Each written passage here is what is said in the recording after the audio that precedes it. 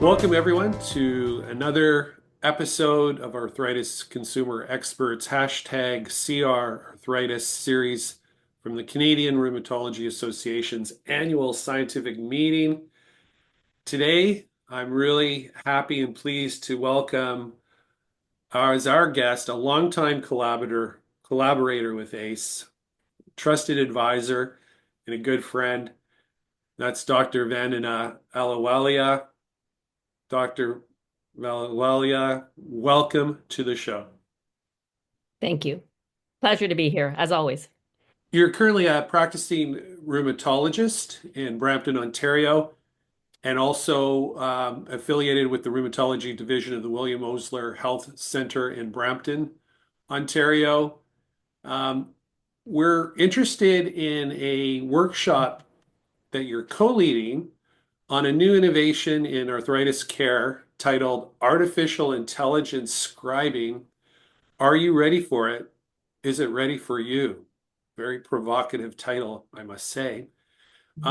It's interesting from our audience standpoint as well, Dr. Ahluwalia, that we're covering this because we've also spoken to Dr. Mamdani, who's delivering a keynote presentation at the annual scientific meeting on applied artificial intelligence in medicine. And he did speak about AI scribe technology that his team had developed. So we're really excited to talk to you about its application in rheumatology. So maybe to start, what is AI scribing and how does it work in a healthcare setting, especially during a doctor-patient consultation? Mhm. So that's an excellent question, and I'm very excited about our upcoming workshop. Tommy Gershman and I are the co-chairs of a CRA-led committee on practice efficiencies for rheumatologists. So one of the things that we thought would be really, really exciting to get into is artificial intelligence scribing. And it's really an up-and-coming technology in the past year or two. I think physicians have started to interface with it, learn about it, use it, and that sort of thing. So normally in a clinical encounter with a patient, for example, the doctor is now using an electronic medical record. It's called an EMR, which we've been using for about 10 years now. So this AI scribing technology is actually the first new innovation since the EMR. So it's been a while and we were pretty excited about it. So normally in a clinical encounter, we would be conversing with the patient, typing some notes into the EMR and stuff, and not really making a lot of eye contact. We're kind of listening, but that communication has been affected by us sort of communicating with the computer instead of with the patient directly. In addition, the physical exam techniques and stuff, harder to do because we have to enter some of that data into the computer. So we're examining the patient, we're entering data in the computer and so forth. So there's kind of a little bit of a disconnect with the patient. After a clinical encounter like that, physicians will probably spend some more time entering data, or sometimes they even dictate some notes and things like that. This innovation of AI scribing is completely different. So what happens is I consent the patient. I ask the patient if I can use this technology. I haven't had any patients who have said no so far. We've been using it for about a year in the office, on and off. So we will ask the patient to ensure that they consent explicitly to the use of this technology. We turn the technology on. It is usually outside of our electronic medical record at this time. It's an online platform. We turn it on and it starts to listen to what we're saying. Then we spend time communicating with the patient. We're making eye contact, we're listening to what they're saying, we're focusing on their issues and everything, we're examining them, and we're also discussing the investigations that we might have to do and any sort of follow-up arrangements or treatment plans. So those are all done with much more interactive, relaxed atmosphere. Then what happens is we will turn off the technology. The technology, based on a template that we have provided it with, starts to make a note, and it actually records in a transcription form, in a letter form, the conversation that we've had, the physical exam maneuvers. I will add some other data, laboratory data, imaging results, and things like that, and then look at the impression implant. Now, I do have to edit the form because there may be some times where the data is not captured, might be a little inaccurate and stuff, so I'll edit the form, and then it becomes a note in the electronic medical record. So it's really changed the way we can practice more communication, better communication, more empathic, that sort of thing. I think it's going to be revolutionary. It's interesting in the context of the leading work that you've done over the past few years on models of care in arthritis across Canada. And this seems to be an example of that and how things could be changing for patients.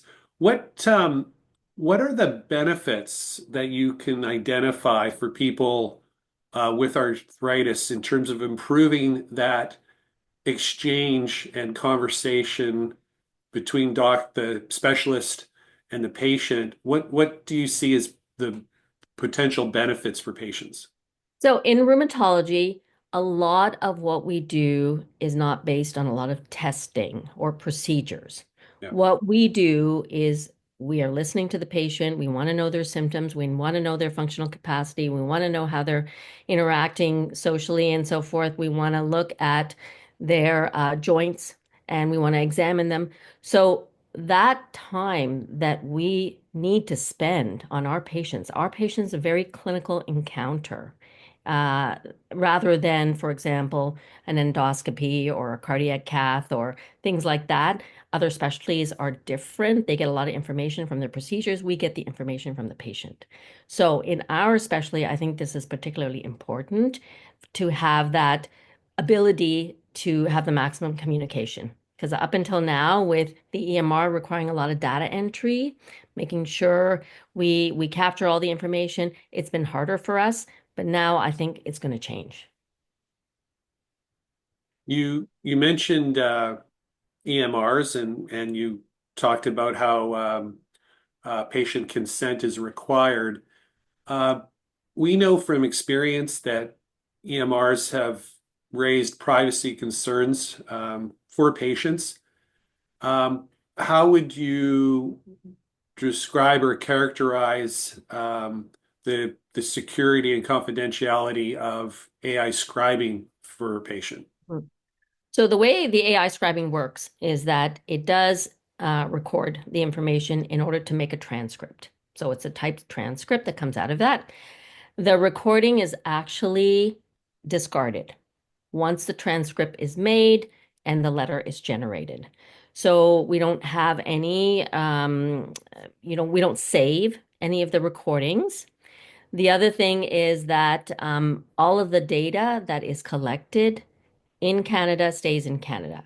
So data is not going anywhere internationally, even if some of these AI platforms are international, some of them are outside of Canada. The data that is kept, the data is all kept in Canada. So those are important things. These platforms have a little bit of a regulatory requirement. They have to have patient privacy, PHIPAA approved. They have to be PPETA improved. That has to do with electronic data capture and so forth. So they do have those regulations. So I think it's pretty safe at this point in time. And that's going to be an ongoing thing with the regulatory evaluation Right. and the Ministry of Health. So I'm sure that they're going to be keeping on top of that. Uh, Final question. You referred in your opening comments to a working group, I believe it's called Project Athena, that the CRA is conducting. Can you tell us a little bit about that and how it could support rheumatologists in using this new innovative technology? So any new innovative technology requires some understanding, a little bit of work with the user interface and so forth, funding requirements. I mean, how much is this going to cost in addition to the other costs that we have for an office Right. practice and so forth? It's going to be an add-on again. So in that situation, the task force that we have set up for looking at practice efficiencies to ensure that physicians have all the tools available to make their practice efficient. And with practice efficiency, we reduce wait times for patients. We can see more patients in a day because we're not spending an extra couple of hours doing paperwork at the end of the day. So all of those things are going to help in terms of our patient load and also making access to patients available. So, in that situation, the Canadian Rheumatology Association decided that we should do a project on AI scribing and that we would benefit our members by understanding the technology, interacting with the technology. So, we do have two specific AI platforms that we are working with. We are also creating tools within those platforms so that we can use the platform better because not all platforms are rheumatology ready. They tend to be ready for family practice, but not necessarily for all specialists. So we want to make it rheumatology ready as a benefit for our members. And we also want to make sure it's cost effective, enable to all of our members can be able to use this and to afford it to its maximum capabilities.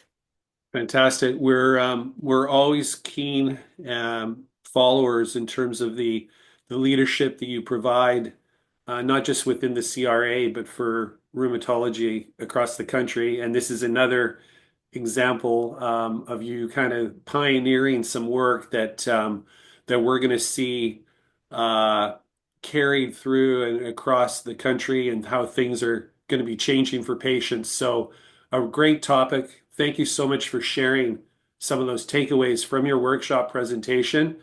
And as this evolves, we look forward to talking more to you about it and its application and benefits for patients. Thanks so much for joining us today, Dr. Ahluwalia. Thanks for the invitation. And thanks to you, our audience, listening and watching.